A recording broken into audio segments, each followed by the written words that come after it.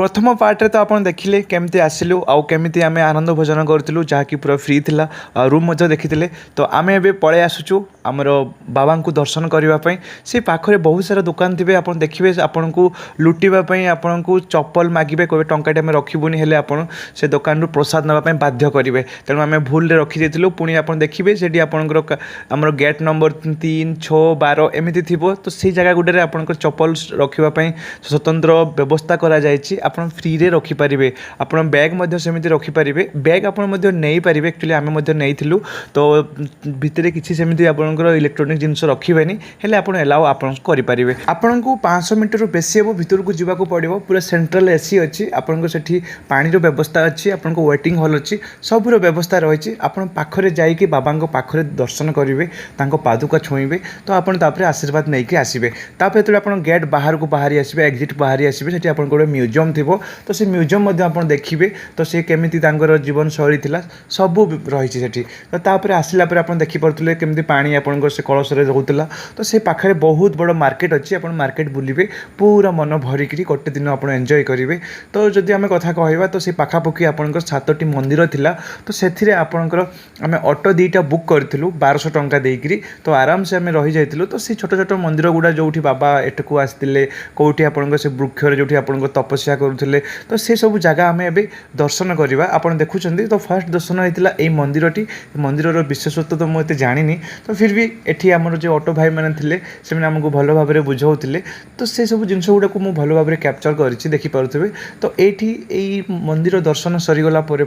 आम पुणी आउ गोटे नेक्स्ट मंदिर को आम जावा जहाँकि मुझे देखी शेष में आपको देखी से कौटी आपन तपस्या करते से जो 250 रु बेसी हम वर्ष जो गछटी अच्छी सी पूरा बहुत ही सुंदर भाव में अच्छी से गछ आम आगू देखा तो जदि आप एमती वीडियो देखा चाहूँगी तो निश्चित भाव में मो चैनल को लाइक आउ सब्सक्राइब करूँ मुझे मनोरंजन आप देखुं एमआर न्यू वर्ल्ड तो आम से ऑटोरे आम जाऊँ एवं जाऊँ आम पंचवटी जोटा कि आम गणेश बाबा जो पूजा पाती आठ जड़े नना अच्छा जी कि ओडिया कथा कहूँ सी बहुत ही बेकार लोकटे जोटा कि आमको बहुत दुख लगी सी कहला तुम ये कान पाखे देखिए शुण ये कर सी कर जो कि सी पैसा मांगा छड़ ना मुझे एक्चुअली आम रिलेटिव मैंने कहीं एमती करें कहीदेवर मत मो प्रति तार राग बहुत बढ़ी जाता तो सेठू आम दर्शन सारिक आम पलि आसलु आउ गोटे मंदिर को तो ये ऑटो भाई मैंने पाखरे रखी तो सेठू कि मात्रा आम चली सारापर से आपको 2टा मंदिर अच्छी देखिपे गोटे राइट साइड्रे अच्छी गोटे फ्रंट्रे अच्छी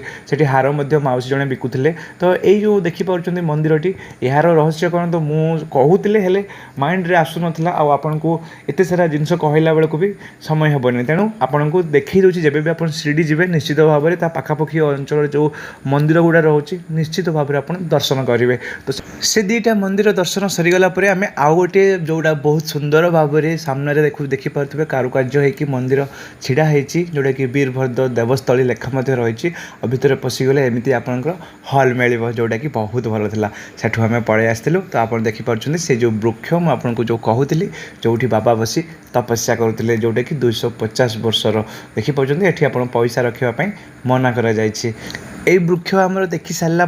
तो आम पलि आसलु आउ गोटे जगह को जोटा कि आम जो संध्या हो जाता तो से जगहटी हूँ जोटा कि आनंद बजार जोटी आपणकर 24 आवर खाଇବା पूरा फ्री जदि कह तो आपंकर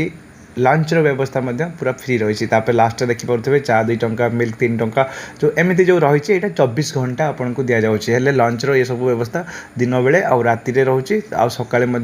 एठी आपन ब्रेकफास्ट बहुत ही कम दाम रे आपन पाई परिबे।